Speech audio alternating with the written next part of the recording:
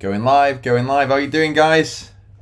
Hope everybody's good. You've got my ugly mug back on the screen this morning. I've managed to fix it and sort it out, thank God. This technological nightmare that I've been living in for the last few days. I've had all sorts of shit to do. I've had broadband problems. I had the BT engineers round on Saturday. That was an absolute shit show all morning. Nightmare. Router problems. They think it might be a router problems, and then my OBS software keeps on going down. It's just unbelievable the amount of stress. Yesterday, obviously, I think you lot might have thought I'd got a black eye. I'd been in a punch up over the weekend because my ugly mug isn't on the screen, but I am back with a vengeance, okay? And also, right, guys, I've got a Discord. I've set it up. I have set us up a free Discord. Now, it is a no-shill Discord, right?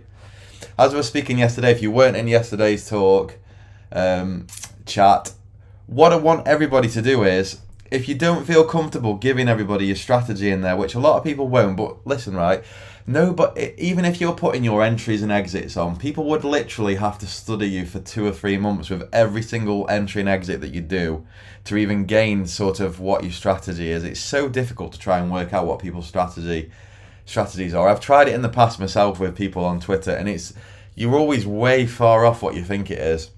So don't be worried. Be open about it. Get your entries and exits on there. Put your stops on there. In my opinion, if you don't want to put your entry on there, just put what you think is going to happen and map it out, but give everybody a stop, right? So if you don't want to put your entry on, put your stop on. Okay, so it's got to have one or the other on. It can't just be one of these guru plans where you're just like, oh, I'm going to get this if this happens. If you're willing to put the map out there with the trigger points on, you've got to come into the room and say when the trigger points are hit and you're now in the market, right? And when you do that, I want people to put a stop in. Okay, so if you're not willing to give your exact entries, put your stop in where you're going to be wrong, right? So that we can, not so we can sort of keep an eye on people to make sure that they're, profitable or whatever, but so that it just gives everybody a bit of an understanding that not everybody wins every day. That's the whole point of this Discord, right?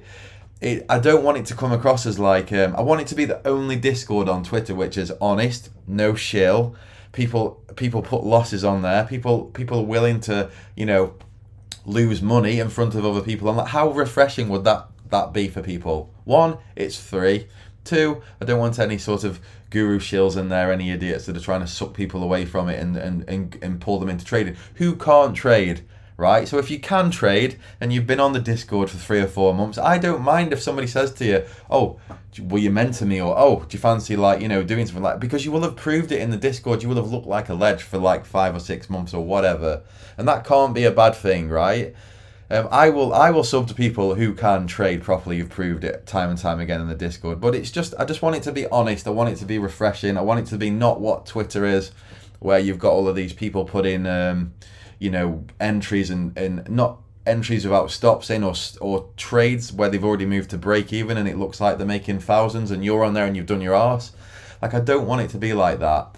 And I think we've got the right community where we can all sort of police it to be that way. I think we've got quite mature guys in here. I think there's some people who've been around the this sort of.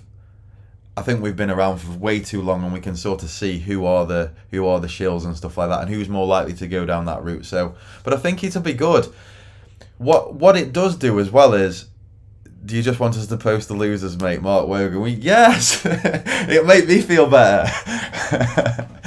No, winners and losers, right? Winners and losers. But I want people to put the stops in. So when you're entering a trade, just tell us where you're wrong on the trade. That's fine, and it'll be fine. It'll be good for everybody to sort of see how people where are people thinking that they're going to be wrong if you're entering them. Let's say Mark Wogan's entering the market on a 1-minute chart, and if he doesn't want to do this, that's fine. I completely get it. But if he puts his entry on and he tells you where he's likely to be wrong on it, you can sort of see. He might want to give you. He might not want to give you his exact entry into the market, right? But if he tells you where he's wrong. I think knowing where people are wrong is way more important than people sort of cookie sort of feeding you like a baby their strategy. It's like you can see where everybody's risking from. You know where they're wrong from. And I think that for me is more beneficial than anything. And I think it'd be good.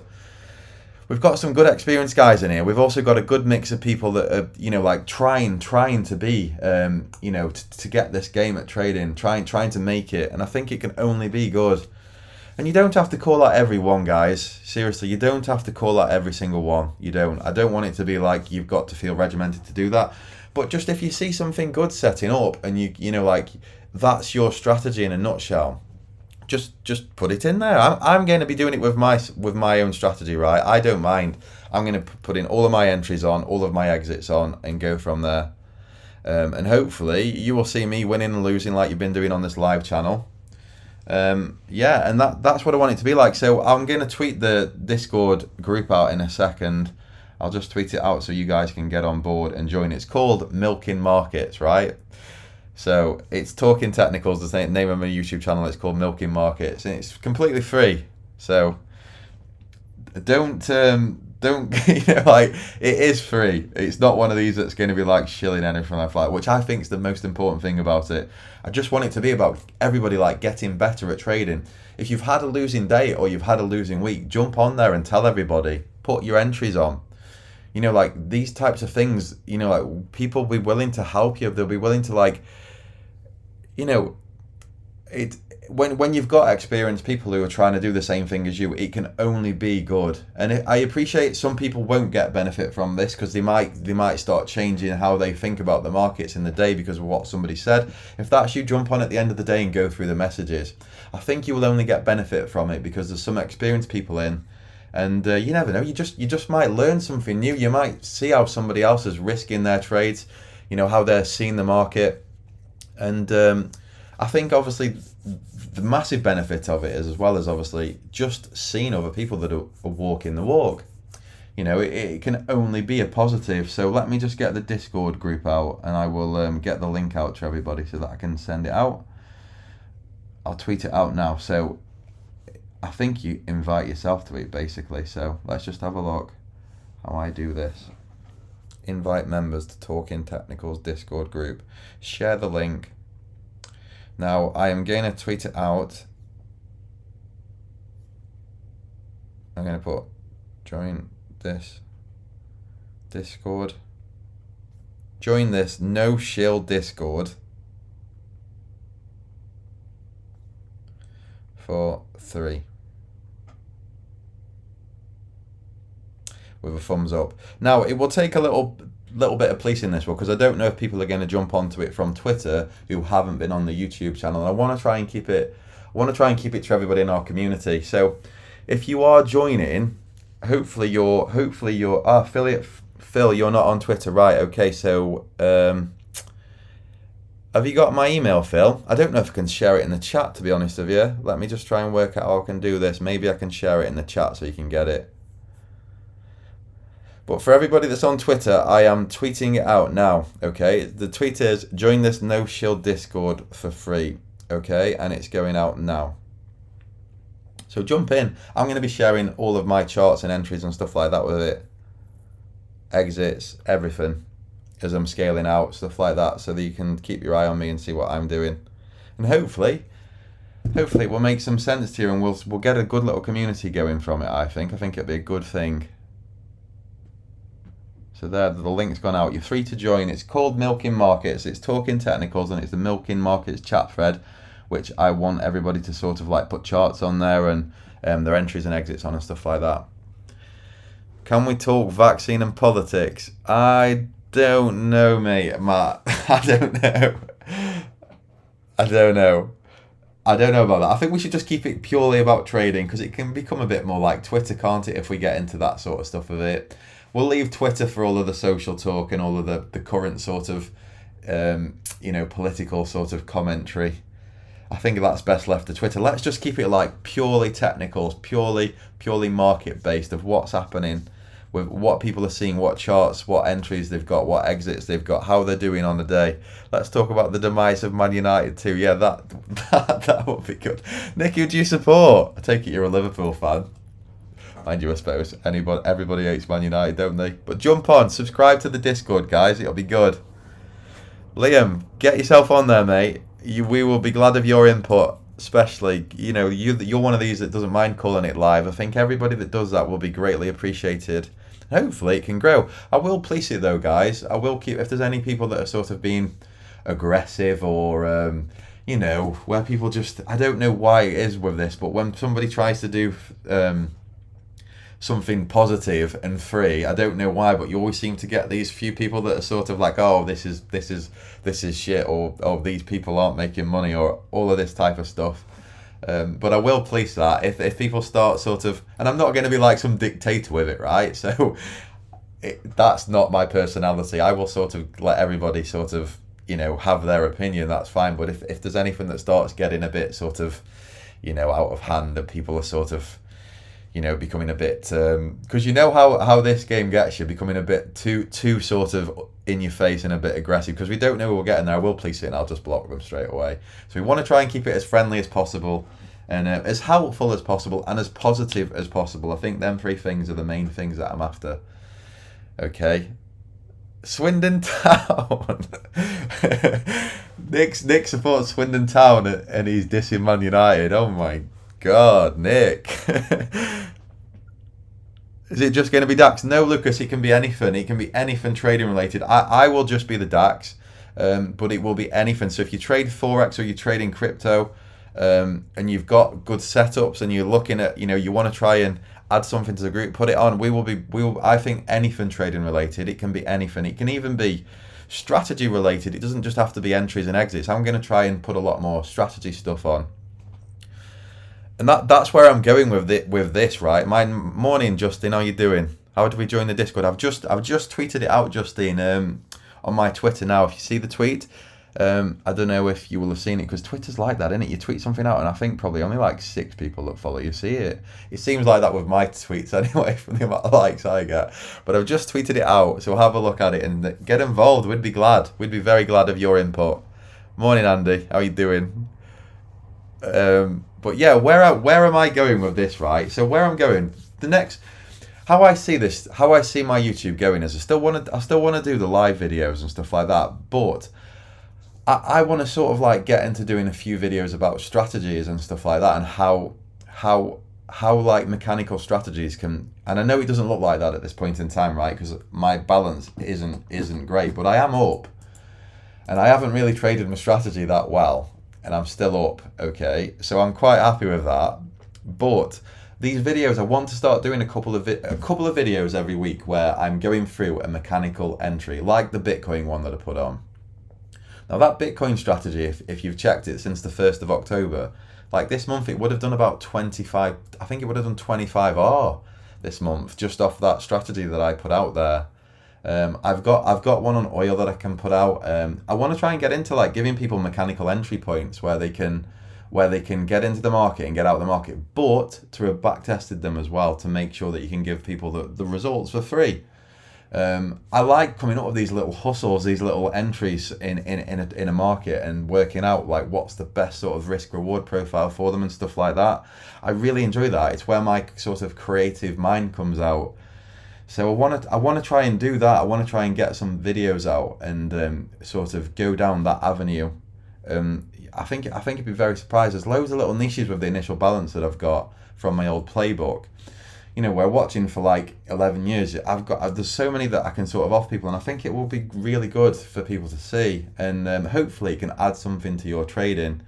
Now, if you're like me and you're too rigid, you might not want to trade them. Like I've got so many of these little things in my playbook that come in every day, and because I'm so rigid with my 5-minute strategy, I don't trade them. And I'm probably the biggest idiot in the world, but if you do trade them, and you probably can do well with them, and you probably can add them to your playbook, I think it can only benefit you. So that's where I'm going with it, and I want to try and get some of them out over the next 2 or 3 weeks and do some of these videos. Now, that's my goal with it, and by obviously getting the Discord channel up as well, I think that will it will add a little community, and we will be able to sort of, because at the moment with these videos you can only see for the first hour, can't you, of the day. You can't sit on a YouTube live all day, because that's just going to drive people insane. Like I couldn't sit here for 4 or 5 hours waiting for all of my entries to sort of show up. It's just not going to happen. I think you'd be bored, sick of listening to just me. Two, it'd be for me to just sit here and finding something to talk about for all of that time. It's like insane. It's just not going to happen. So I think by jumping onto the Discord, you will see me at the points of entry. So like yesterday, right? I had two entries. One I got stopped out on. One I made money on. But they both come at like 2:30. I think one was 2:30. One was about 3:30. Off the top of my head. So you will see that live. You will see me on that Discord entering and exit the DAX as it happens live. Because I can show you as it's happening live. So I think that will be better for everybody to sort of see, and that's what I would like. Obviously, people who are willing to do that to do as well. Like as things are setting up, as something's setting up, put your stop on there, and it can only be good, can't it? If you can trade, and even if you can't trade, right? Even if you aren't making money trading and you can't trade, it can only be beneficial because you know what? If you're not making any money trading and you're willing to do that and you're willing to share your entries and your exits with other people who are making money, they might be able to point something out. Like they might be able to say, actually, mate, this didn't look like the best place to put your stop. This didn't look like like the technically better entry that you might have got. So by being open and honest and doing it live, I think it can only be beneficial. There's thousands in already. Is there? I don't know. I haven't checked.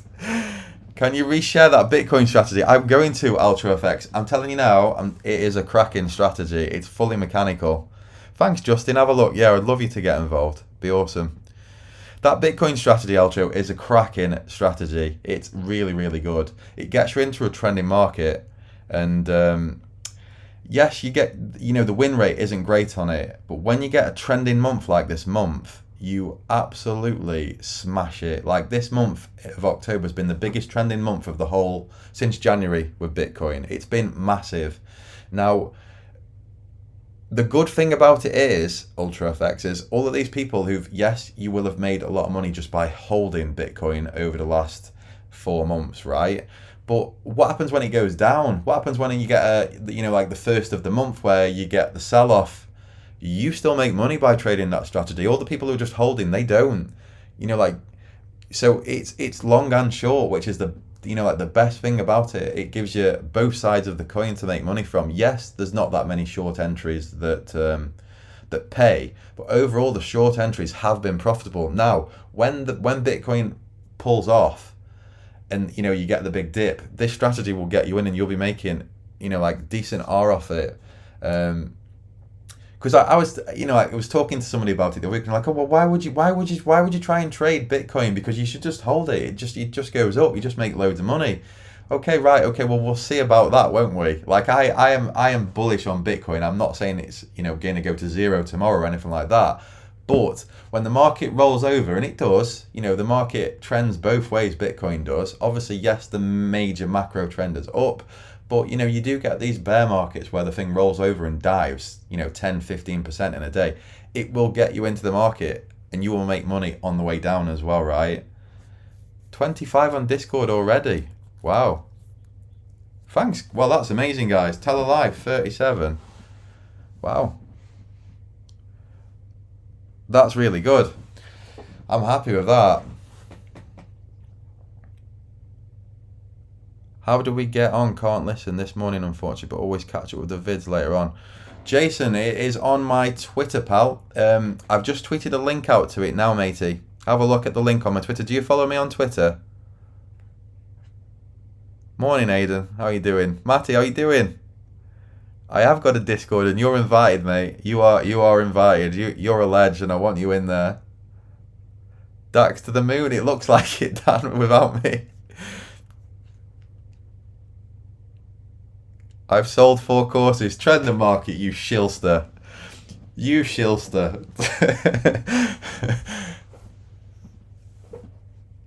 Morning, Angela. No, I did not buy the bloody DAX dip this morning. Nope, I didn't. I bet you bloody did, though.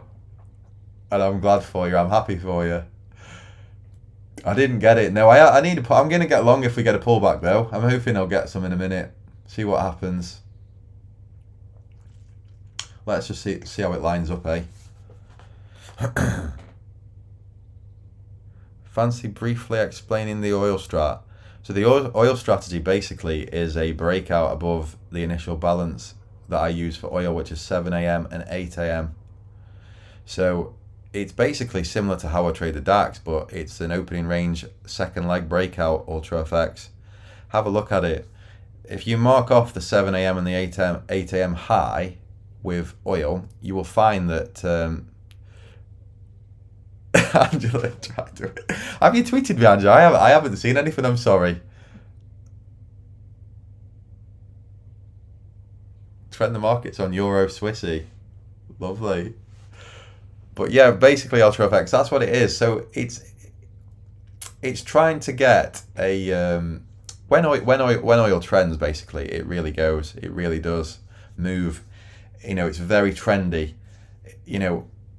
So for me, DAX and the oil actually trends, more aggressively than the DAX. The problem with the strategy is the win rate on it's not very good. So like you can often have 6 or 7 losers on the row, but then when you win like 10 or 11R, right? But the problem that you've got with that is this is the problem with most of the mechanical strategies that I sort of come up and see. The problem that you've got with it is if you miss the big day, you are absolutely shafted. You have to be in front of the screen on the big day. If you are not, you are absolutely shafted. Because the market only trends say once every 9 or 10 days on average. So the rest of the other days, you're just treading water. You're just sort of like, you might lose 1R, you might make 2R, you might lose another 3R after each other, -1, then you might get a break-even day, then it might be -1, -1, -1. So from a psychological perspective, it's very difficult to deal with. The mentality of not winning anything for 9 days and then having to hold, for 10 or 11R. A lot of people can't do, and it's tough. But this is in my opinion, you take out, because you're only probably getting 1 trade a day. These types of strategies I find are a lot more easy for people who've got other things going on in their life. Like they might not be able to sit in front of the screen all day, or it might be something that you can add to your trading if you're actually already sat in front of the screen all day, because edge is edge, isn't it? If it's alpha, if it's making money, why not use it? Why not try and add it to your arsenal? Because it only makes money over time, doesn't it? So that's it basically. That in a nutshell with the mechanical strategies that I try and look at and make.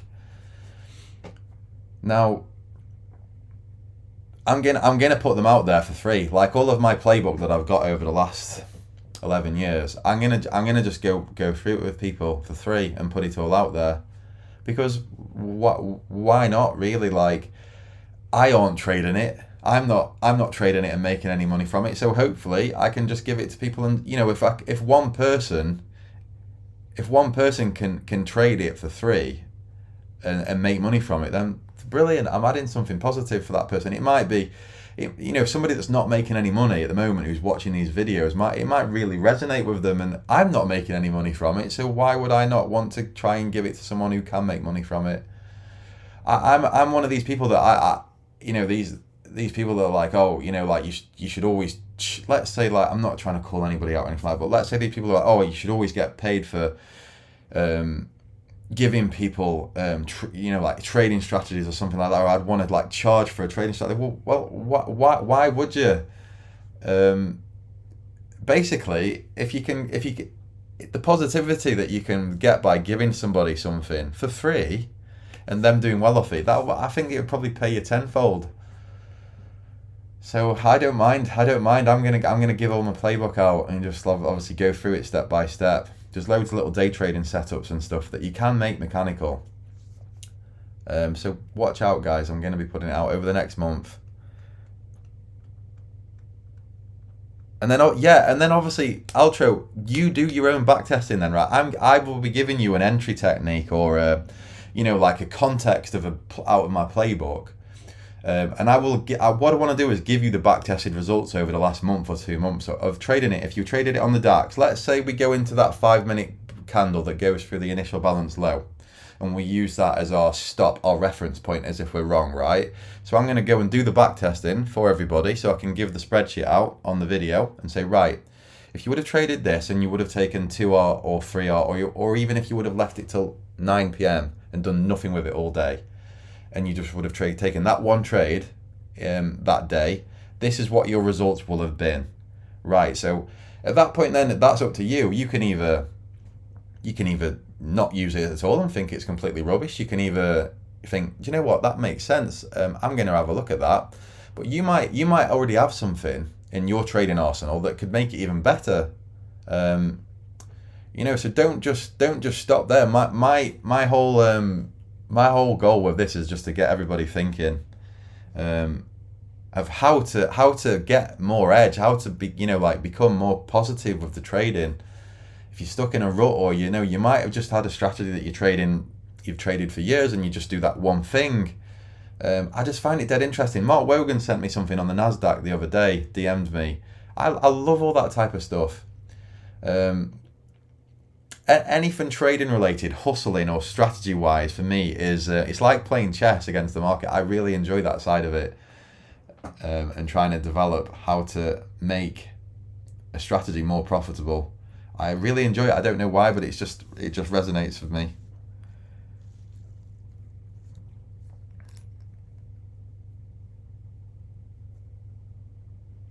Yeah, so Nick's making a good point there. You see, this is why if we've got people, experienced traders like Nick in the Discord, and it's only going to be positive. Nick's been around the block. He knows his shit, basically. And just to have people like that, right? This is what I'm saying. Reach out to him if you don't understand something, or like for instance, he's just cleared it up there, and he's in a nutshell. He's give you the exact sort of meaning of what you asked for, and summed it up perfectly. But these guys, they've been around the block, and don't be afraid if you're losing, and you might feel like you just want to reach out to somebody and say, like, what do you think of this, or what does that mean, or like, what does that acronym mean? Don't be afraid, honestly. Just ask, be honest about it, be open, and it can only be positive for you. So I'm looking for a pullback now here on this DAX, guys. If we get a pullback into this level, I will be trying to hit it long on a break to the upside. Okay, so Evo Theory points out that I found teaching people extremely long and tedious, so I'm assuming some have the same issues, so that's why they charge. Potentially, Evo Theory. I listen, right, I'm not saying that people shouldn't pay for education. I get why people, like, somebody's got to do it. My point with it is, there's a lot of people on Twitter, and there's a lot of people on social media, Instagram, YouTube, who aren't actually trading. From what I've seen, they're definitely not trading. So I don't mind if people pay for education. I don't at all. I would, as I've said before, I would pay for education. No, I'd have no problem if somebody learning me a new edge or paying for something if I knew that they knew what they were talking about. The problem that I've got is that most people on Twitter, I don't even think half of them are trading. The people who are selling stuff. That's a sad state of affairs that we're in. So, like, if you see one of these guys in this room who you want to mentor, or you feel like you've got a connection with them or something like that, and you feel like what you've seen and these guys you're putting their entries and their exits on there and they look like they're profitable, then fair enough. Like, if you want them to mentor you, I don't think it's a bad thing. I really don't, because these these are the guys who are in here. They're walking the walk. Like Angela, Liam, people like that, Nick, Dave have been on here putting their own entries on, their stops, their exits, stuff like that. Like, that's way more than I've seen people put on Twitter. Way more. So just in this 6 weeks or 5.5 weeks, however long it is since I've been doing this YouTube channel, the people in my comments have called live trades out more than I've seen in the last 5 years on Twitter. The last 5 years. In 5 weeks on this channel since we started it, I've seen more live trades called out than on Twitter in 5 years. Now, to me, how can you actually know if somebody's walking the walk unless they're trying to call call it live, and I appreciate it so much. Yeah, so you completely agree with me. That's where I'm coming from, and I'm hopefully we're going to obviously try and clean this up and get an honest Discord group where people aren't trying to shill each other. And if people are doing really well and walking the walk, then why would you not want to say to them, do you know what, mate? Can you give me some education? I'm struggling here at the moment. Like, can you, is there any chance you can mentor me, or can you try and learn me what you're seeing? And if you can come to agreement with them, fair enough. I will never call that out. But as long as that person's, walked the walk, and that's fine. That is absolutely fine. So does that make sense to everybody? I hope it does anyway. Dave, I'm here to add value. I'll give anyone a leg up if I can help. What a ledge. Love it. That is exactly how I feel. And I appreciate that, Dave. I really do. People are struggling out there, right? I'm struggling. I'm struggling. I am struggling. I'm not afraid to admit that I am struggling. When it starts, like when you're not doing very well as a trader, all of the other shit starts to unwind, like this week for me, like I'm frustrated. I feel like my patience is wearing thin. I'm ready to snap. Somebody knocks on the door and you're like, fuck, like postman's banging on the door, like yesterday delivering a letter. I'm in a trade and you're like, fuck off. Well, you're driving me mad. You're just delivering a letter like he's doing you a favour. And it's like, you just can't, for me, when I'm in a losing sort of streak, which I have been in now since last Monday. I've dealt with it quite well, but at the end of the day, you do just feel like your switches are just being flicked a little bit.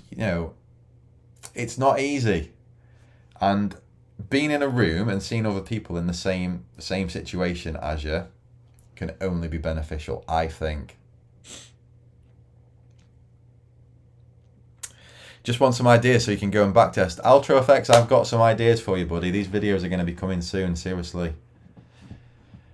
I just want the videos to look a bit more professional, if you know what I mean, Ultra. I'm not very good at the editing side of it, and when I'm recording, I have to sort of get it all out in one go, because my editing skills are just a bit crap. And when like when you look back on it, it's so much easier to talk here live because you've got people that you're bouncing back off. It's quite important, that is, I think. And when you're just talking into a camera and there's no interaction, even with the comments, it's so much more difficult. And I keep on making loads of mistakes. So it's something that I need to get sorted. Jack, you've had 2 losing weeks in a row. Took last week off. Always find a mental refresh the best way to come back. Yeah, me too, Jack. I agree with you, it is. But at the moment, I just can't take the time off. I need to obviously make some money, basically, for me.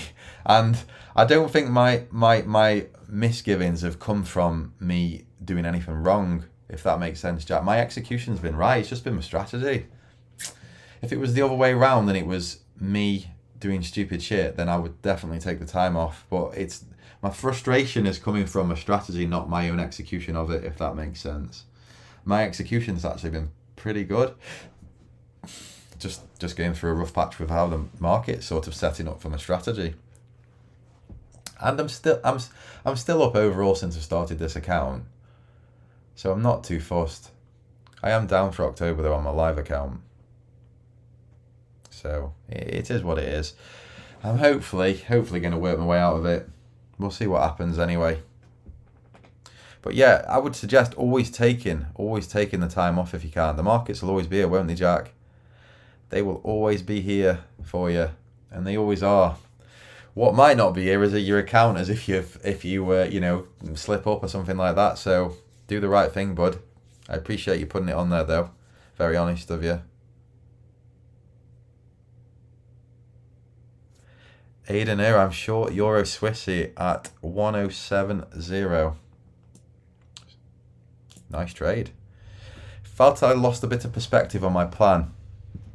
Slightly poor execution wise last week, studying and observing, ready to take on the week now. Jack, are you discretion me then? are you completely discretionary, or do you have sort of a mechanical triggers that you need to get you in the market?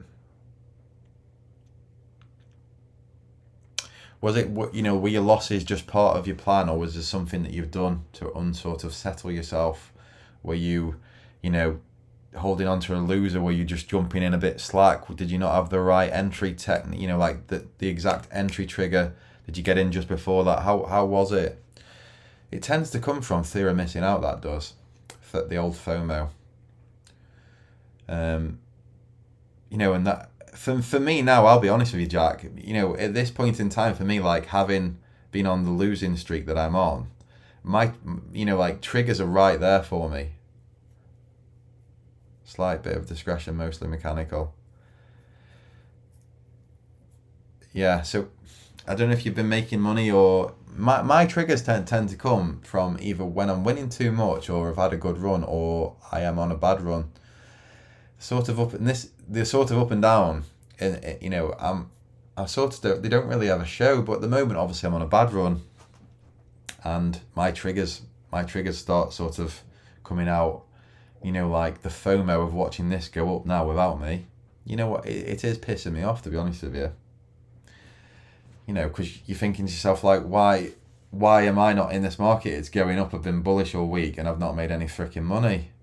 It pisses me off, I'm not going to lie to you. But it is what it is.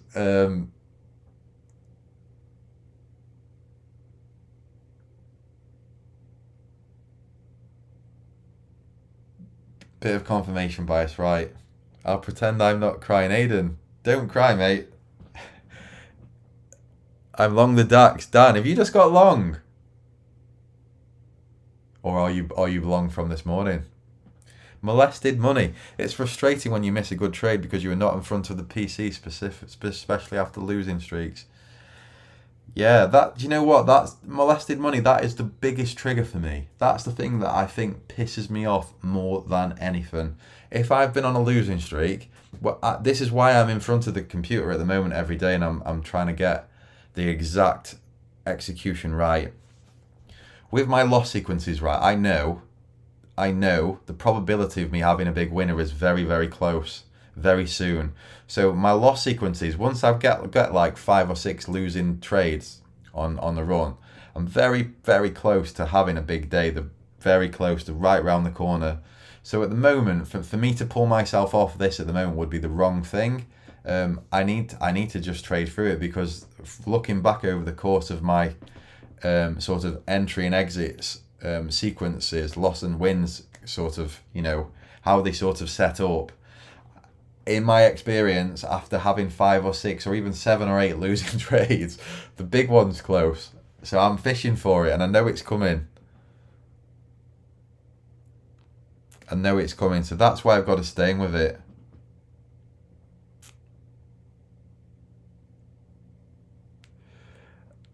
You're not in the market because you didn't prep and start your day early enough. As Tom says, if you're not working on your edge, someone else is. You might be right there, Angela. I haven't had a trade set up for my strategy, though. I haven't, honestly. As I say, I don't ever take the first leg out of balance. It's not something that I ever take. On this one, it's just gone, and it's been a really good trade. But I would just class this as all being one leg. I will hopefully get in on the pullback, though. We'll see. We'll see how it sets up. Nice retest there, though, on the top of balance, isn't it? With that lovely pivot. You could argue that that's like a tight little wedge into that point there, isn't it? And then you get your breakout candle. Perfect retest at the top of balance. It looks lovely, that does, on the 1 minute time frame this morning, but same as say, it's not part of my strategy. It really isn't. It sucks to say, but it just isn't. Straight up, though. Rocket ship. Love it.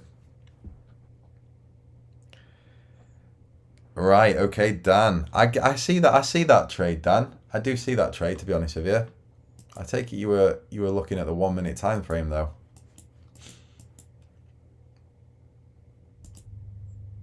Let's see if we can get on the futures feed.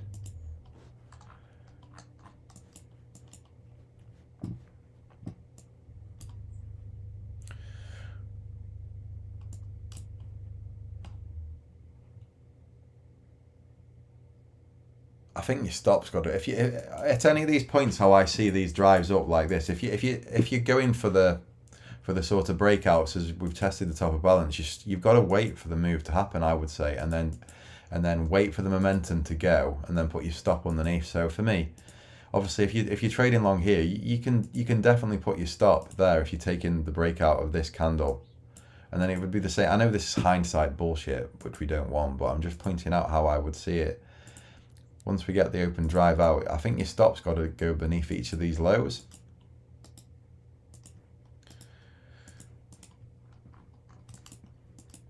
Somebody was telling me the other day about a Japanese banker that used to trade like this on fast markets, but only in fast markets.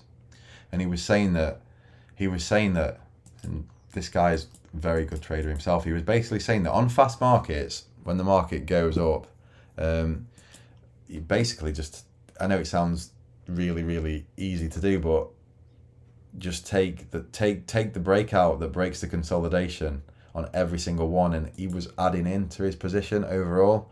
So while the market's going and keeps making new legs, he would just keep adding into every single leg up and putting his stop underneath each one. And then basically on the last trade you give back, but then on the other three, you get out of it at this point here when it takes this last stop, and overall you make money. But it only sort of works in fast markets. So I don't know how you would you need another sort of trend trigger, really, don't you? To get you in. And what is a fast market? Well, it could be moving averages that are all sloping up. I don't know.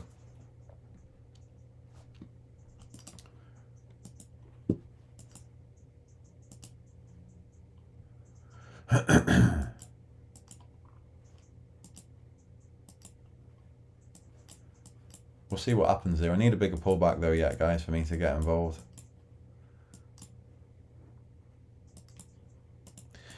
Setup again. You see, this is something that I can sort of say as well. Whenever you get a pivot that sets up beneath an opening range, like that's a daily pivot there. The days when you get the pivot below the opening range or the IB, you really want to only be trading long, really. The probabilities are that we're going to have a bullish day. The pivot below sets up and means like that the market's supported by the daily pivot, and then obviously you've got your opening range, your initial balance, and then obviously you break that to the upside. You should only really be trying to trade that market long on the shorter time frames, because the setup's there. For me, that's one of the triggers. The pivot below market acts as support, and I don't know why, but the days when that sets up, they tend to be the biggest days, movement wise. The same for the short as well. If you ever get an opening range or initial balance that opens beneath a pivot, and then you get the break below the initial balance, that for me is a nail. Like you've got to be trying to get short there. The pivot above acts as like a sort of dynamics resistance, and then you get the clean breakthrough balance with a small tight balance, and a lot of the time, like they're the days which really run and unfold to be sort of momentum days.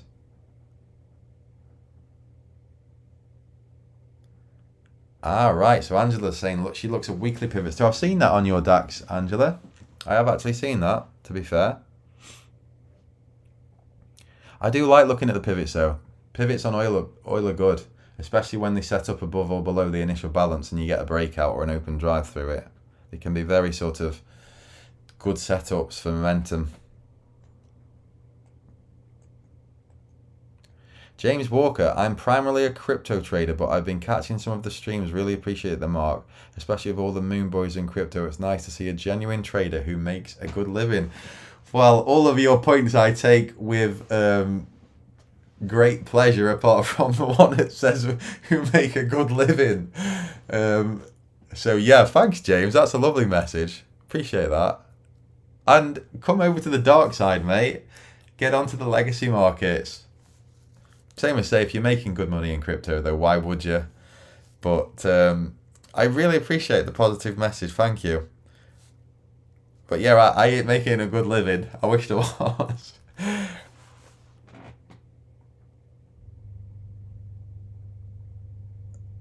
Liam's a weekly pivot boy. Right, okay, so weekly pivots, guys, right? Let's get them up. I think we should do.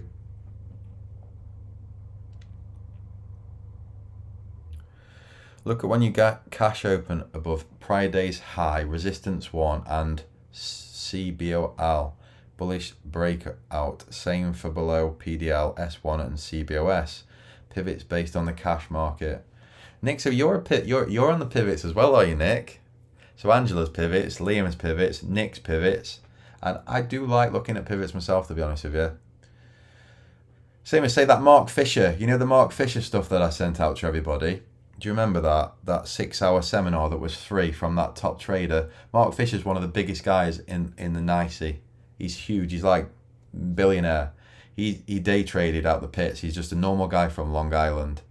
Day traded out the pits all his life and set up his own clearing firm called MBF Global. They're massive. They do more oil contracts than Gazprom. They are huge in the NYSE. Basically, they run the oil market in that part of the world. He did a seminar where he just uses pivots in an opening range breakout, and that's all he does. Basically, daily pivot points, and I think you might add the weekly into it as well, I think, off the top of my head. But it's more about the opening range breakout in oil, and that's all his traders do. He's got about 50 traders that trade for him every day now, and they just trade pivots and opening range breaks. Morning, Change. How you doing? Don't worry about it, mate. Don't worry about it. Get on the Discord, Change. You're welcome to get involved. It's open and it's on. I've tweeted out the link for it. I don't know if you're in there. Nick's has said the 10. He watches the 10 period EMH. Just bounced off that, I think.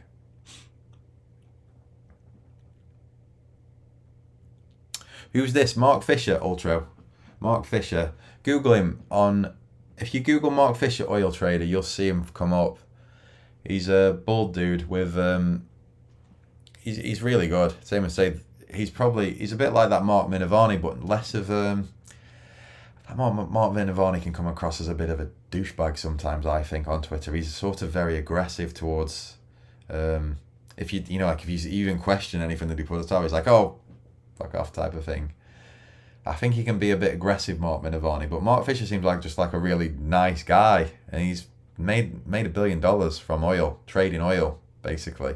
He's huge. So have a look on Google, Mark Fisher oil trader. You'll find him. But there's a seminar that he did on YouTube, 6 hours, there's 6 parts to it, and it's probably the best free thing I've ever seen from trading, to do with trading. There's nothing better than it. Now, you might resonate with some of the stuff that he says, and you might think, no, I actually don't. It doesn't really make sense to me what he's saying or doing. I'm just pointing out that that's how he traded, and he made, obviously, shitloads of money. But the thing is with trading, guys, right, I say it time and time again, you can give somebody the best strategy in the world. Like Mark Fisher could literally come into my room now and say, there you go, this is how I trade the market. I've traded like this for 20 years. It's black and white. Do this, do this, do this. It doesn't mean that I can make any money from it. And it might mean that I probably just think, oh my God, this strategy is no good. How the hell is he making any money from it with this? It's so tough, isn't it? Because you can give someone the best strategy in the world, and it's, it still doesn't mean that they can make money with it. You have to find what resonates with you a lot of the time. That's just how it is. It really is. And I think if it fits your personality, you're way more likely to make money with it than if it doesn't. If you understand what I'm saying. So yeah, go and steam into that Mark Fisher video, watch it, embrace it, and if it doesn't make sense to you, then just because he's made billions of pounds from it doesn't mean that you will even make one dime from it. But it can only add to your trading, and if you've got some spare time, with it being free, it's worth watching because it's completely free.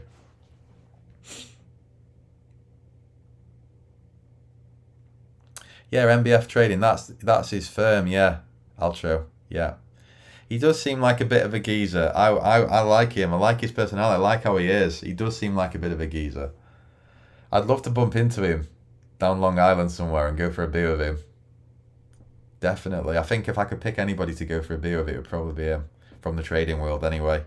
there'd be nobody else. Maybe now, but I mean, he's not. Are you getting? He sounds like he was a bit of a like a quiet guy. Maybe it'd be quite difficult to sort of get any sort of meaningful back and forth with. I don't know, but it would probably be Mark Fisher. If somebody said to me you can go for a beer with anybody trading related, it would definitely be Mark Fisher. Definitely. Because he's been there walk the walk. He's a proper day trader. No worries, Eltro. No worries, pal. This morning's consolidation and breakout was off the weekly R1. Overnight support was a weekly pivot. TP1 this morning, weekly R2. Angela, so you're liking the pivots, Angela. Angela, what was your entry then this morning? Just want, not. I don't want to know your exact strategy, but what was the trigger to get you into this DAX? What were you trading off chart wise? 1 minute, 5 minute, 15 minute. What were you looking at? What got you into the market this morning? Was it I assume that if you mean that you got the dip, you might have been in early doors down this point. I'm just wondering. I'm wondering like what time frame do you trade off?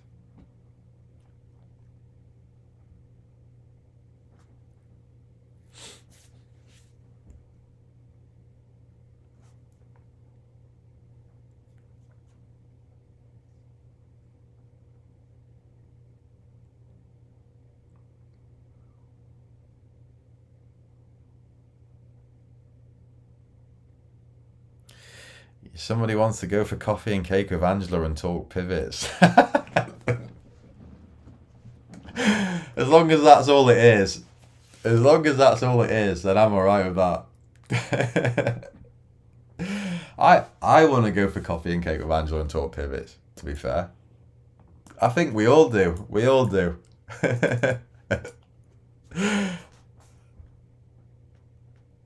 5 and 15, right, okay. So you're on the 5 and 15 minute time frame. So if you don't mind me asking, what was your entry this morning on the 5 minute? What got you in? The candle, the time of the candle. You don't have to give me your exact strategy or anything. I'm just wondering like what candle got you in? What time on the 5 minute? Just think it can only be helpful for people.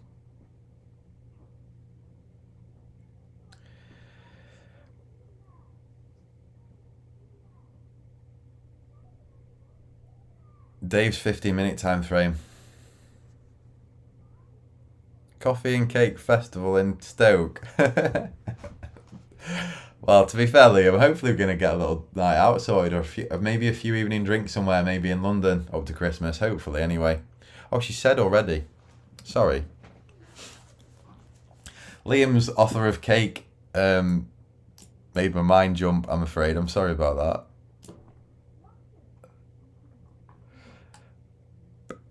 My little boy's just coming back in from his walk. He's off today, so I'm gonna have to get off shortly because he's gonna be noisy. He's off at half term, so he's downstairs. I've just heard him come back in. He's just been walk the dog with his mum.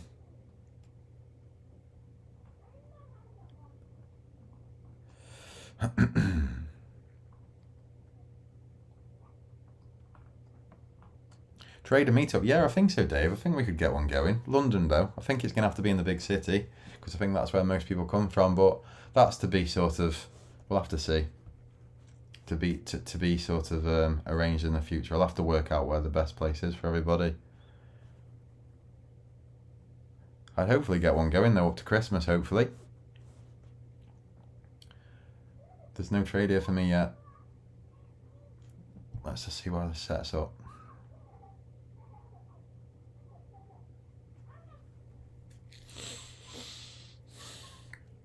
Delta, strong imbalance of Delta at 612 acts as a target and also as an entry short. If it gets there, it's extended.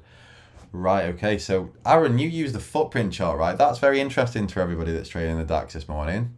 So Aaron's saying there that on his footprint chart, he's actually got a strong imbalance going into that high. So, but what he's saying is if that high gets retested,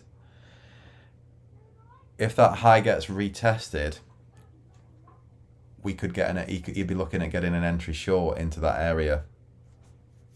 But these are very short-term trades for him, okay? I like the look of that setup. Now, from my perspective, I'm trying to trade the expansion away from that.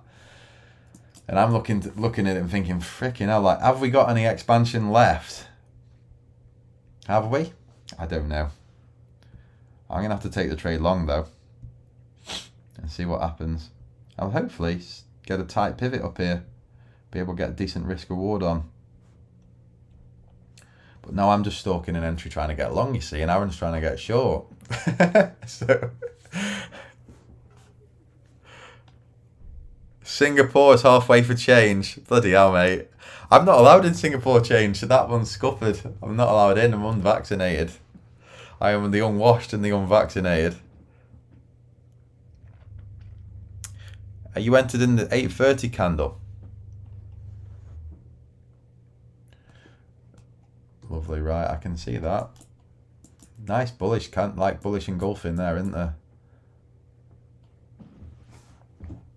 That could be something to backtest. Get a bullish engulfing inside balance after 8 a.m. In between 8 and 9 a.m. If you get a bullish engulfing on the 5-minute chart, is there any edge there if you just use that candle for your risk and ran it all day?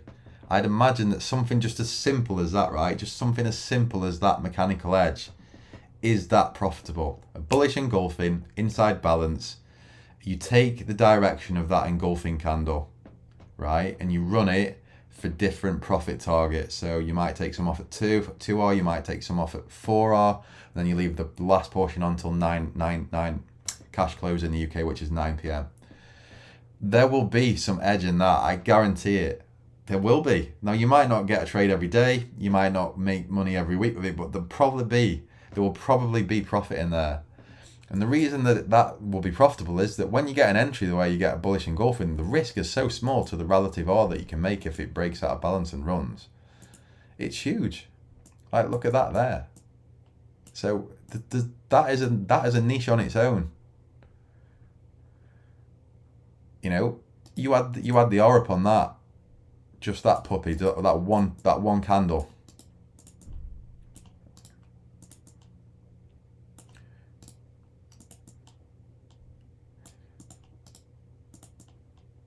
You know, potentially 6R potential there straight away, just off that one candle. Just one little mechanical setup like that. I'm positive that the niche in that will make money. But this is where I want my YouTube channel to go to, right? I want to report back to you with these type of findings and say, like, you know, like if you just took this exact entry and didn't think about anything other than just taking that one entry with your stop beneath it, and every time it set up you took it, how much money would you have made over the course of the last year? I bet it's probably way more than what you think. So that's where I want to go to. Simplest strategies are the winners. I agree with you. Something just like that. Can you go through your yesterday trades, Mark? Yes, okay. Well, I didn't do very good, to be fair, but they're here, pal. So you can have a look at them. So I got stopped, like I said to you, I got stopped out here at 2:30. There's my entry. I got stopped out at 79s. And then I had another entry. And then I made money with that entry. I got out of it too soon though, because of what the Dow was doing, because the Dow had closed back inside its initial balance, which is a trigger for me to sort of be aware of what had happened. But then lo and behold, the Dow then makes its move out of its initial balance after faking the top of it out. So I'll just go back through that with you. 1 minute time frame and get these moving averages and stuff off.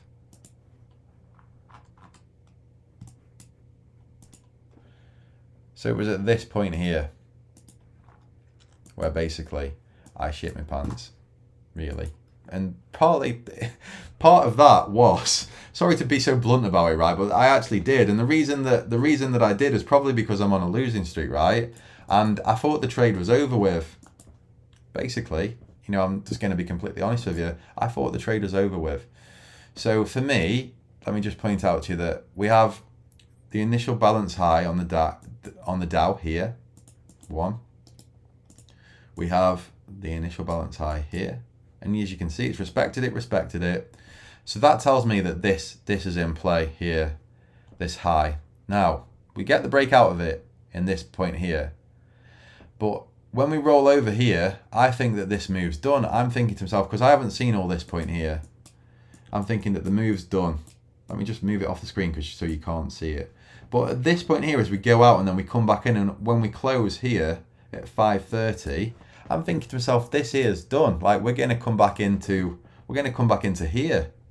You know, we're gonna probe these stops here. We're gonna probably try and probe these stops here and come back into balance. We get a clean break back inside balance, a 5-minute close, and it might, you know, trade what you see or trade what's in front of you. I pulled my freaking position off on the DAX in this area here. I shouldn't have. I would have got a little bit more money out of that yesterday. I would have made an extra 40 quid or 45 quid, I think, if I would have stuck to it. I didn't. I pulled my trade. Probably shouldn't have done it. You know, like, in hindsight, the thing then scoops back up and goes back out of balance and then scoops up and makes a new high. But on this candle here at 5:30, I actually thought that this move here was a fake out, and we'd just probed through the top of balance. We'd tricked everybody into getting long, and then we're going to come back in and stop them out. It just didn't work like that. But as you can see, there are my entries on the DAX. Slightly up, but nowhere near as good as I should have done. My execution was still good though, really. It was touch and go at this point. It just didn't go my way. It's one of them. But I ended up not doing too bad. It wasn't a massive problem like where the market had gone like up 5 or 6 hours without me or anything like that. It was a very small amount of movement by 9 p.m. that I would have been up. Anyway, so it wasn't a massive kick in the balls. It was just something that set up, and in hindsight, it's one of them. Would I do the same again? Looking at the Dow, I think I probably would do, because on them days where the Dow goes through its IB and then you get a clean break back inside, a lot of the time it's going to come back into them stops. The probability is that it will come back into them stops. It just set up yesterday where, you know, it did the opposite, and I sort of, in hindsight, did the wrong thing. But my strategy will say that if you're in a DAX trade and the Dow breaks out the top of its IB and then rolls back into it and you get a clean break back into the Dow IB, you've got to be careful with your position, right? Because the trade's probably over, you're probably done, you're trying to run along. The Dow and the American markets are telling you that they've rolled back inside to their IB and they look like they faked out. So the context was there for me to take it off. I wasn't just being a bit of a, I don't know what I have to say. It wasn't just being a bit of a fool. The context was there, as I've just showed you. So if that makes sense to you, pal.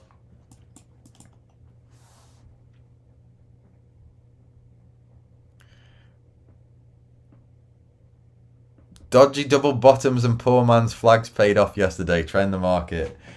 Yeah, I noticed you took that little short at the end of the day though. Trend the market at 14, pal. We can't just mention the winners, can we, pal? We've got to be honest. I did see that one fly up on Twitter, I think. I was looking through my stream as that one come off. So let's all just be honest. We don't want it to sound a bit shilly. There you go, you see, he's been honest. Thought I was Paul Tudor Jones by the afternoon and tried calling a top. Beware of overconfidence. Exactly.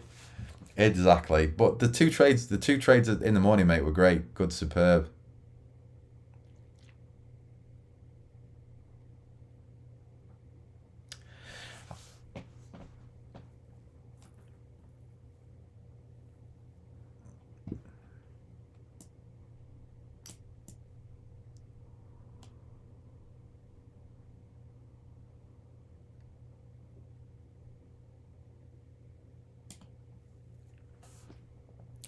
Angela, you can apply a fib tool to that green engulfing candle to project optimal pullback entries and targets.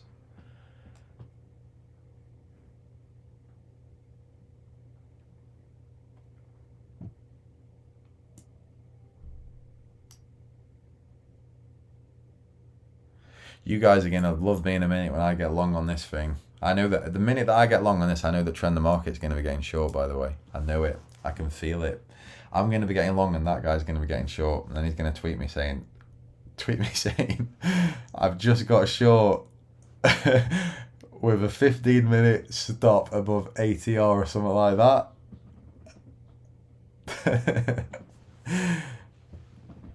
I know it. I can feel it.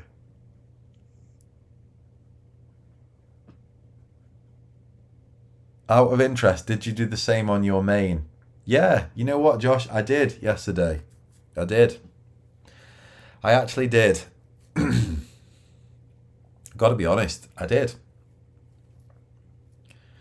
So I can't really. Sometimes the entries are slightly different through time when you're trying to get into one. I'll always obviously go for my live account first. You know, that's got to be where I enter first, in my opinion. Obviously, but from like pulling them off yesterday, yeah, they both got pulled off at the same time. The setup, the context was there to pull them off, though, Josh. I didn't really do anything wrong. If you look at the Dow, it definitely looked like it was rolling over. We had a 5 minute close back into the top of that IB, which looked like a massive trap. So currently, let's have a look. Where's the long for me? No, right, Liam. So my strategy currently will be long above 75, and my short. Sorry, not my short. My stop. My stop will be just below that pivot low. So yeah. So for me, let's just show you guys. Oh.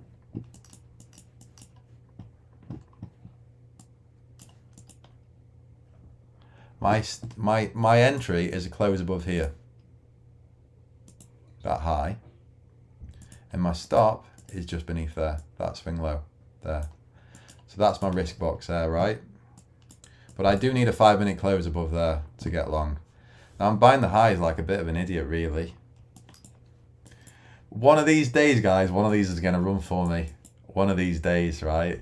One of these days, and I'm going to get all of them like little losing 1Rs back.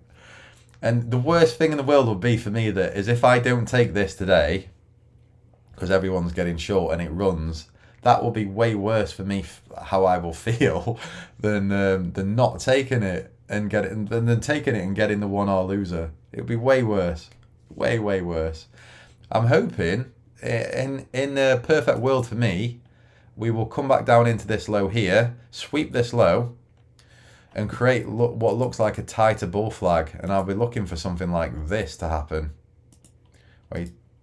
We keep that high in because that will still have to be my entry, but something like that to happen where we come down and take this low, and then we go sweep the low and go. It's out of my playbook. Sweep this low here, move down. Yeah, take all of that. Trick people. Get normally a nice thick red candle through that low is sort of preferential to mean that you're getting people short. People are thinking, oh God, this thing's going to go back. So we sort of rotate down here, auction down into this low. We get a red candle through the low, thinking everybody thinks, right, this thing's going to roll. At that point, we get a close straight back above, and we get a green candle close, and then we go through and the bull flag plays out. That's my sort of setup for the day. And I would look at it like that's one leg,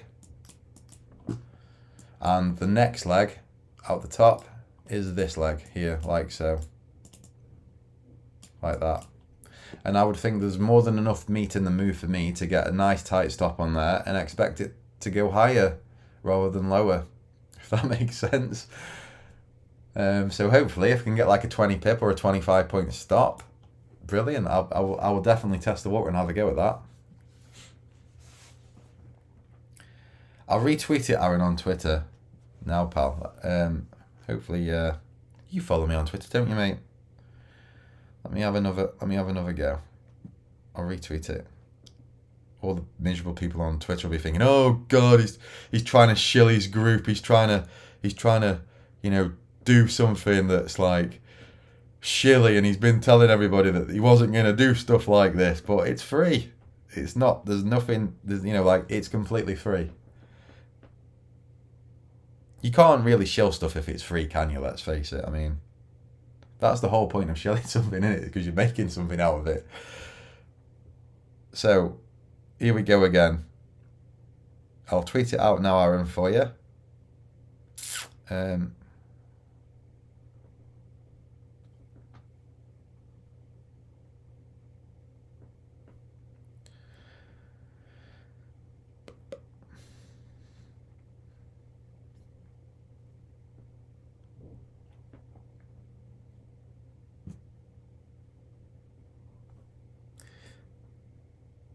Lovely. There you go. I've done another one. Yeah, it's me on Twitter, yeah. Found it. Alright, Aaron, cool, man. Hopefully get you on board, by the way. if you launch a book in 3 weeks, you are dead to me. No, mate, nothing like that. Nothing like that, Trend the Market. That's more possible, Dave. You've got way more chance of me trying to shill you a car than shill you a trading mentoring product or something. If something is free, you usually are the product. I don't know about that. I don't know about that. Thanks, dude. It would be good. Aaron, if you could put any of your footprint on stuff on there, it'd be greatly appreciated. I really enjoyed the stuff that you sent me last week was really good. So yeah, if you could get involved and put some of the stuff that you've got on there, because I think Aaron's got a footprint chart that he's coded himself, right? It's dead interesting. It's one for sort of without the numbers and all of the sort of data jargon on there, and it just gives you sort of like a heat map. It's really cool. You should have a look at it, especially if you trade the DAX, because I think it could be really beneficial. Yes, Trend the Market just wants a book from my entry so you can fade them. And I know he does, by the way. It's too much of a coincidence that he seems to be getting short every time I get long. I'm being serious.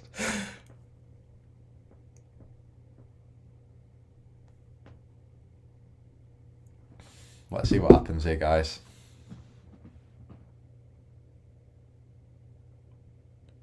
Footprint can be very personalized.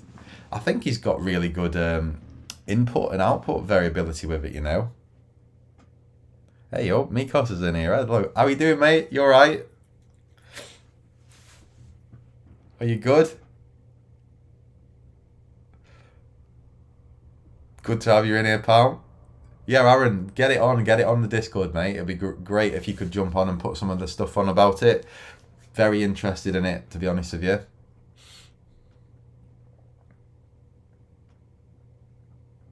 No worries, pal. Brannigan Barrett put a lot out on footprint. Yeah, I've seen Brannigan's stuff, Angela. I think that's where I recognise you from, by the way. We're on the same team, us versus the market. Yeah, I agree. She's a cruel mistress as well, mate. Trend the Market. I agree with you. We're only competing against ourselves, really, aren't we, guys? It keeps him objective, he says. Do you not use any of it, Angela? Have you never looked into it, or is it just probably too much information to sort of get any sort of edge from? Which, if that's the case, I don't know if Aaron's stuff could be quite good, you know, because I think he makes it sort of... He's coded it himself anyway. You'll probably be able to explain in the Discord a bit better than me. But it looks very sort of simplified, if that makes sense. I always found the number boxes and the bids and offers, and there's too much going on. There's too many numbers to sort of digest. But I think what he's done is he's sort of color coded it to the ones of interest for him. They sort of stand out on the chart from the color, at the depth of color that he sort of coded onto it.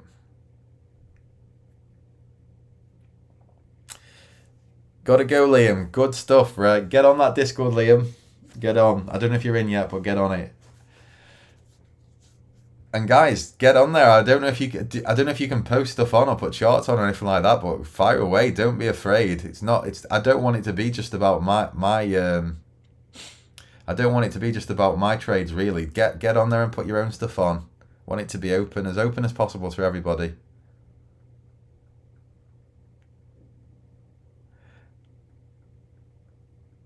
Newcastle is a top night out. Them Geordie lasses and Geordie lads, they know how to party, don't they? I agree with you. Does the Discord screen share turn on the mic? I don't know, Something that I don't know. I aren't very... I've not really had much experience of it, to be honest with you. But we can find out, Trend the Market. I think there is ways of doing videos and microphone type of shares, if you know what I mean. Have a try out, mate. See what you feel most comfortable with. If you want to go down that route, and somebody wants to have a microphone where they can share a video with them, inputting different trade context or biases or what they're doing, and they find it easier to go on the microphone rather than, you know, typing it all out, and they can't get the context over by writing it out. Get on there and put a video on with your microphone. Like, I'm cool with that. You don't need to ask for my permission.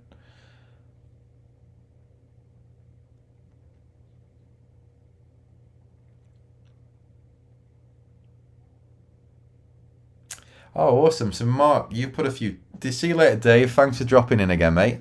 Take care.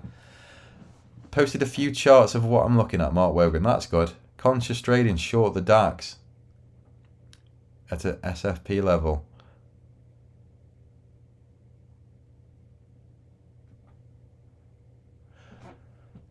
I think this could be in play now for me. Hopefully, if we do flush this low here and punt down into this bottom of this flag. Mikos, Mark. Yes, pal. Are you talking to me? I assume so. Been looking at oil. Have you back tested using the 11 p.m. out? Right. Okay. So you're talking about the actual open. The Globex open, is it? Awesome. I'll have a look at it. I will have a look, mate.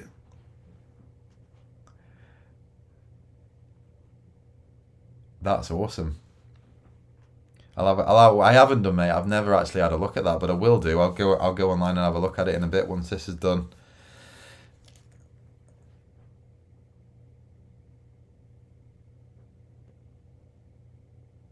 Anyone thinking shorts looking more likely on the DAX now? No, Dan, not me. Nope. Futures open 11 p.m. Awesome. I'll have a look at it.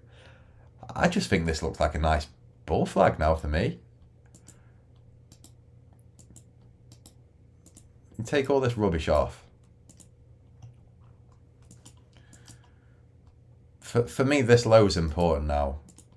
This low here, 935 low. What we're going to do around that?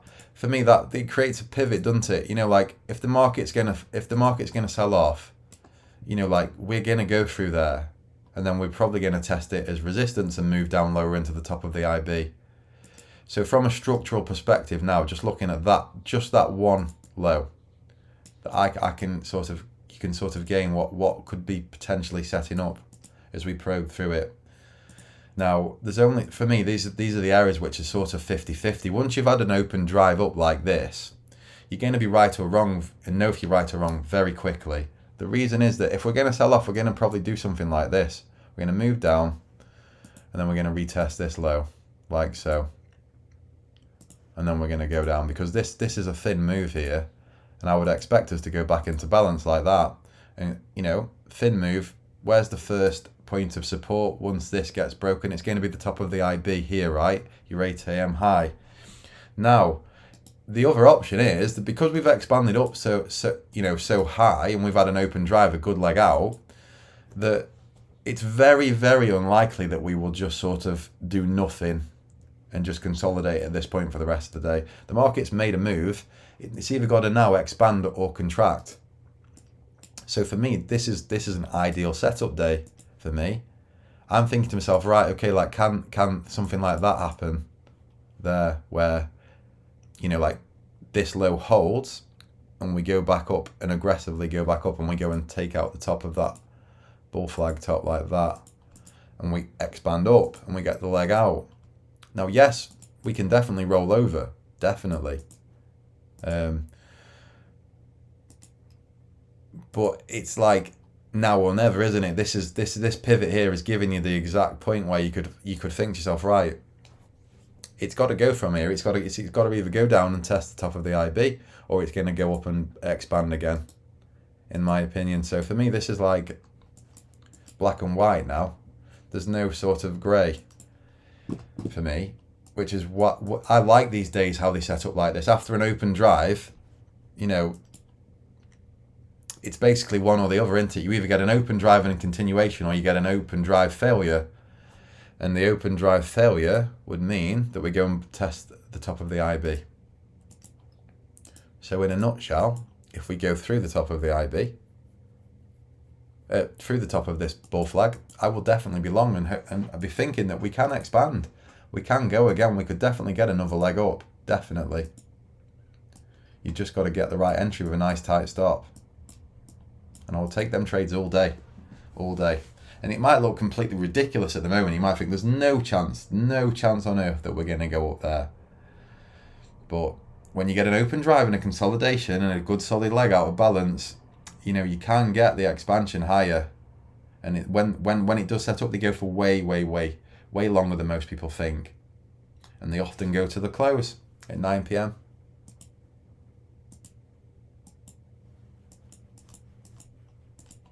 So let's just see how it sets up. If you're bearish now, you do not want to see, if you've taken the short in here, you do not want to see any sort of rotation higher in. Now you need this candle, it's 10 a.m. candle to go. It's got to go for you, in my opinion. The minute that we get back into this zone here and start consolidating again, you would have to say that the probability is we're gonna go again to the upside. From a technical perspective, how I see the markets anyway. If you're short though, by the way, my first target for this would definitely be into IB here, because it looks like an open drive failure at that point.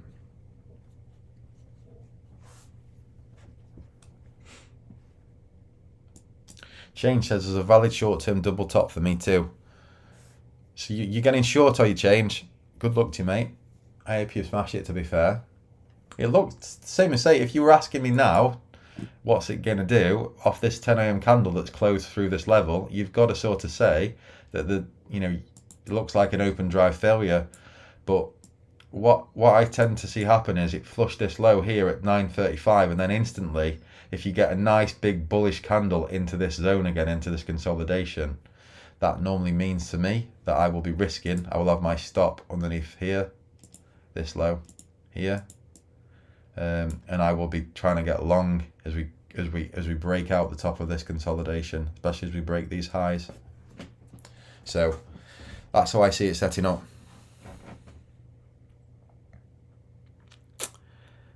Right, so Mikos is looking at 11 p.m. open for Nasdaq as well on the futures.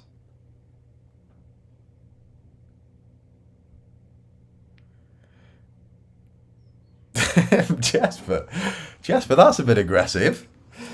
Are you fading me? Jasper's had his coffee this morning. Less of the fading, please, thank you. No, it's good, mate. I appreciate. I hope you smash it. I've not got a trade on yet, though, right?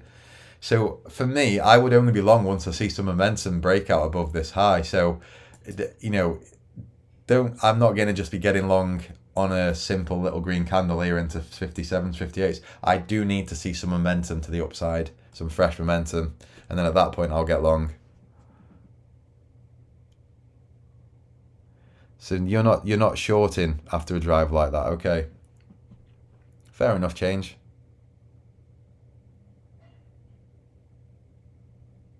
Angela, see the low volume, large green candle. See, this is why you need to get on Discord, Angela. I think you'll be able to, needs to revisit.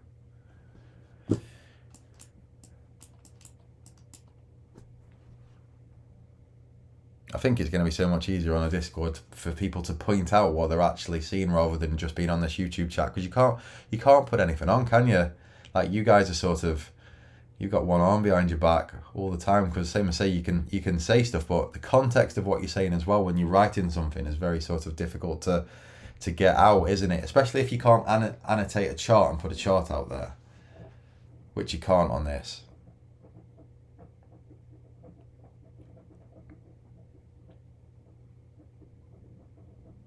I'm bullish here. I'm bullish the DAX here, guys. Really am. How this low's held here for me, I'm super bullish. This to me looks like it's going to really go at this point. If you're trading what you're currently seeing, now, yes, I haven't got an entry yet, but for me, once this low's held here, as long as it does, especially if we get a 5-minute close back through it, this one, Now, if we get a 5-minute close back into this zone here, you've got, for me personally, I would definitely be bullish. What have we got here now? 10 past 10. Is this candle just closing or just opening? Let's have a look. Oh, right, so it's only just open then.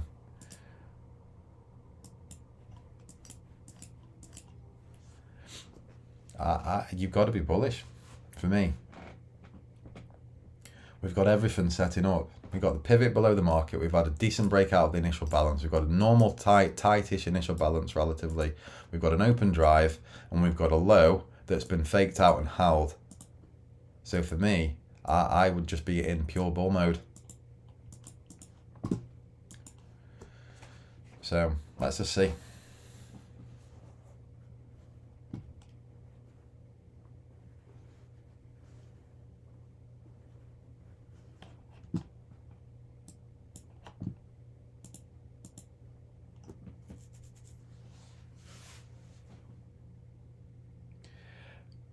Mark, are you a Virgo? No, I'm an Aquarius. I am. Hi, Aldershaw, how you doing? I'm an Aquarian. Why are some of my trading decisions trying to making me look like I'm does a Virgo have some sort of personality traits? I imagine the bad ones, not positive ones.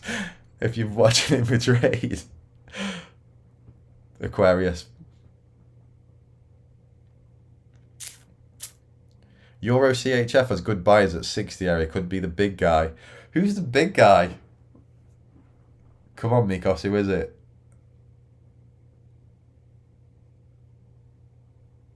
You think the DAX comes lower but no trade for you? Would like buying R1.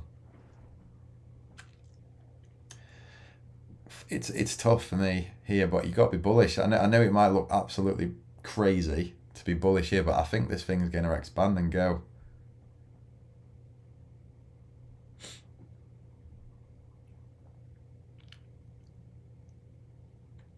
It just looks like it's setting up into a nice tight pivot for me.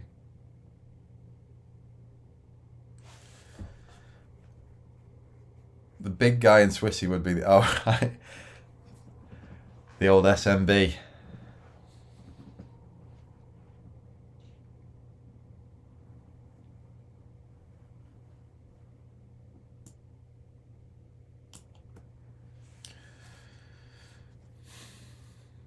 You can get such a tight stop on into this point here, by the way.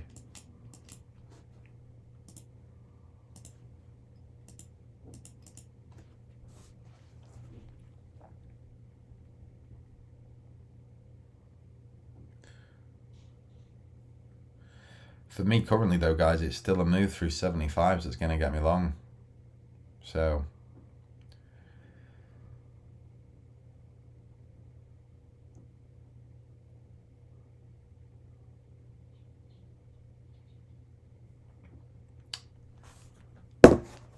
let's see what happens. Let's see if it sets up. It's good.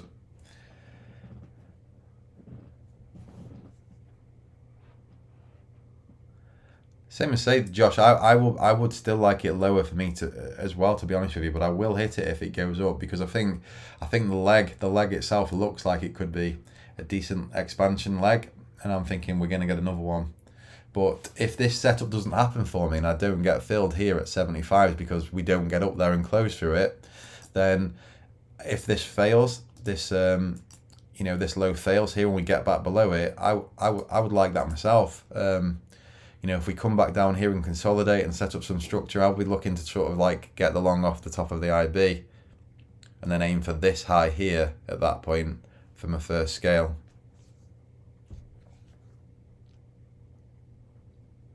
The candle that rushed through 15720, that's the one that needs to fill out. This badger here. Right, okay. I think she means this candle here. This one. This one. What if you don't mind me saying and asking, what makes you say that? What makes you say that, Angela? Like, why does it need to fill out? Is that something that you've got volume related, or Is there something that you use with a volume profile or something like that where you're looking at sort of profile volume getting retested or something? If you don't mind, if you could just point us out as what you're seeing with that, that would be amazing.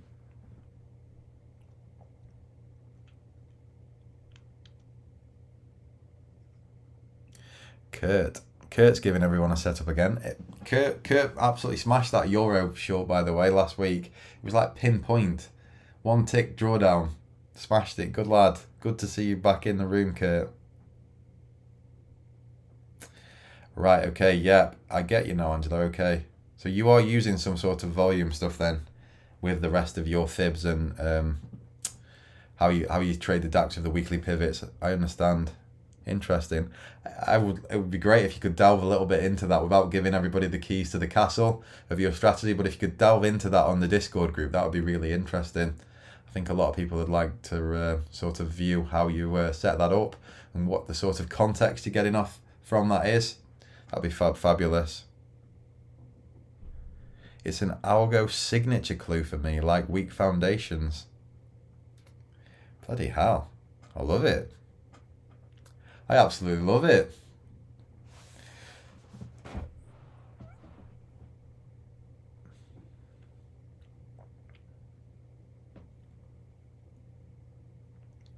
Kurt's calling out the levels. Previous lows.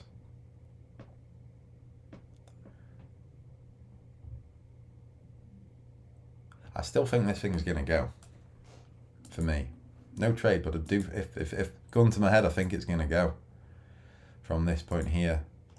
Now, as long as this low holds here, I'm thinking we're going to go up. I don't mind it going lower though, to be fair, I really don't. Hopefully we can rotate back in. The one good thing that I'm pleased about is on days when we see an expansion out of balance, with a tight balance, we normally get a decent day type for me to be able to get some money or try and get an entry in to make some money. There's nothing worse than looking at the market just sat inside balance all day. There's nothing more depressing for me, but this does look like a potential day type. I think I will get an entry of some sort.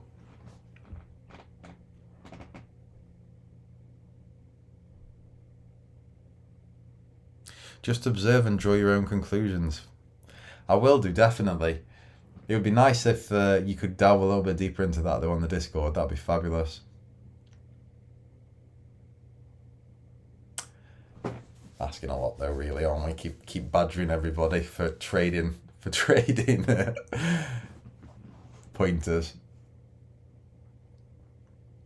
We're camped right on the 50, aren't we? As well.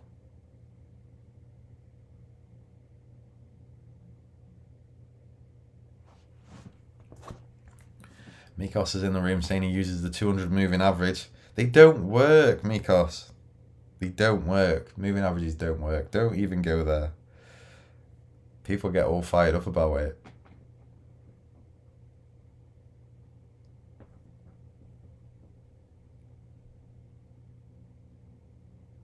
So right, my entry point's moved down now. So now I need to close through 72s. It's going to be really tight risk reward if it does go.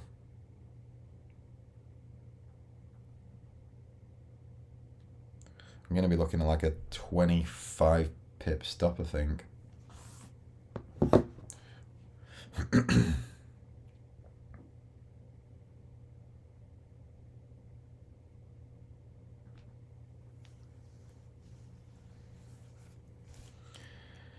AP's depressed. He's been looking at a rally for multiple days in a row, but he's not getting any valid entries. That is the worst, isn't it?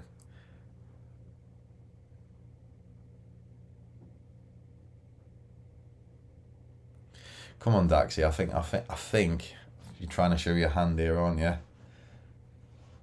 Pump it up. She's coiling for something.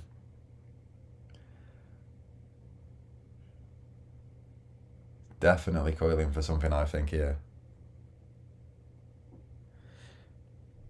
Mikos is calling out the 200 moving average again on a 5-minute time frame. Prop trader, 18 years in, saying that he's using moving averages. So let that be a lesson to any of them Twitter gurus who say that moving averages don't work. I love it. It's all relative to everybody, and what you get out of anything is basically what you see, isn't it? So don't ever feel bad for having something on your chart that other people are saying doesn't work. Just because they can't make it work doesn't mean that you can't. It's just, unbelievable how people say something definitely don't work. I don't think what Walter Vanelli does will work long term, but he's the one. If he's making money out of it, then fair play to him. It's one of them. It really is. If you're making something work, my problem that I have with Walter is he's like shilling his services massively, and he's never actually proved he can trade. So that's the issue I have with that. But how he just averages into the euro and stuff like that, and he always seems to make money. He's probably on paper he's probably making more money than I am. So I don't know.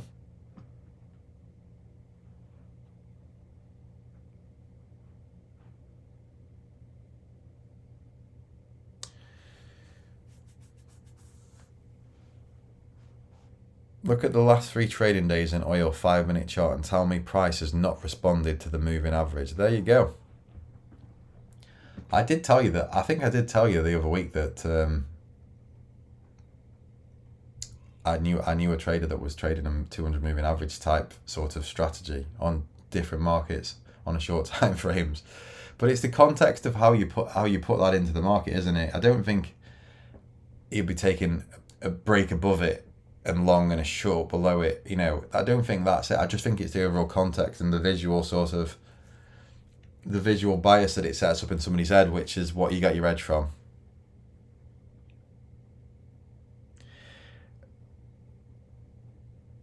Does anybody else ever find it dead odd? Like this is the most random thing ever. Does it happen to anybody else? Like I will put a horizontal support onto a chart.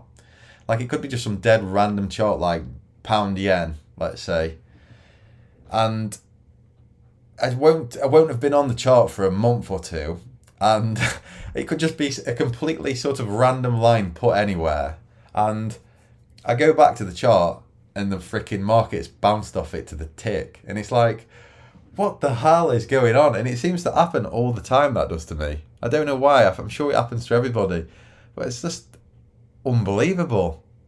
But that it would be the probability of it just literally ticking that line to the point and like having a 200-point bounce off it or something. It happens all the time. It's very strange. No, so forget moving average crossovers.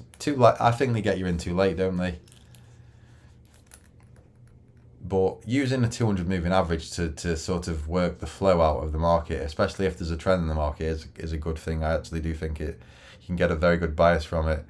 You have similar lines to me, Aaron, and you're thinking to yourself, what was I thinking when I put that line in? Like, and then you just can't remember. And it's like been the exact support of the market, like for 1,000 ticks a time, and it's like it just blows my mind.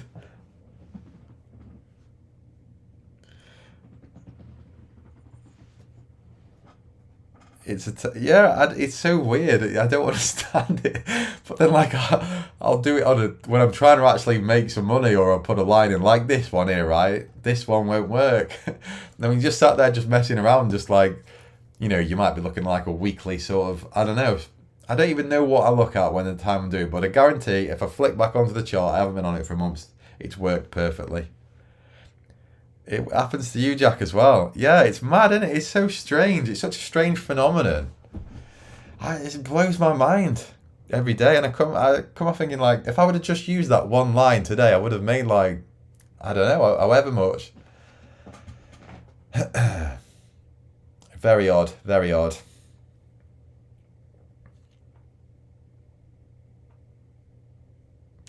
Good at making lines, though, guys. In more ways than one. Saturday nights and on a Monday morning on the DAX chart. No, I don't really. I don't go out and party anymore. To be fair, very well behaved. Left that lifestyle many moons ago. Trade of Danny. Oh God, he's such a muppet. That guy is. Somebody's making £200 a day in my group, and if you want to join my room, and he's got like that guy on a jet ski behind, as if a guy on a jet ski's got anything to do with trading. Like it just makes me ache. It really does. It actually starts to put me in a bad mood.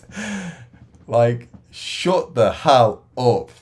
You know, ride that jet ski off into the sunset. What has riding a jet ski got to do with freaking ever getting into the market, long or short? Like, what has it got to do with it?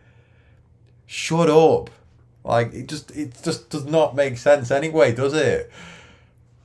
Why has he got someone riding a jet ski? He's got like a life jacket on and everything, as if he's just been to the beach and taken a picture of someone just going past him on a jet ski. It's like that's part of his sales patter. It's like, shut the hell up, man. It drives me crazy. This is Nathan. He's been making £200 a day by trading my unique strategies. God. If I ever see that guy, seriously, he drives me mad.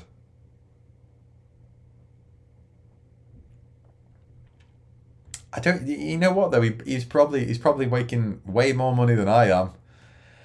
You know, I think is it £50 a month or something like that to join his stupid thing, whatever he's got going. Do you know what? We should do it. We should join for a laugh. I think we get a 3-month. I think maybe it's worth joining.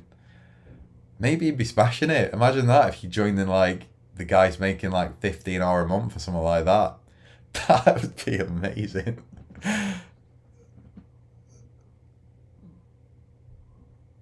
Yeah, all from your phone as well though, don't forget. It actually looks like he's freaking in his mum and dad's like hallway or something in the house where he's sat. It like you want trading from there.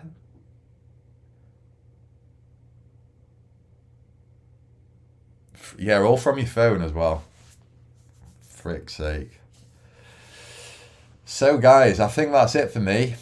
I'm going to get off. I've got all bullish the DAX and now it's going to roll over and go down. Hopefully we'll get another entry.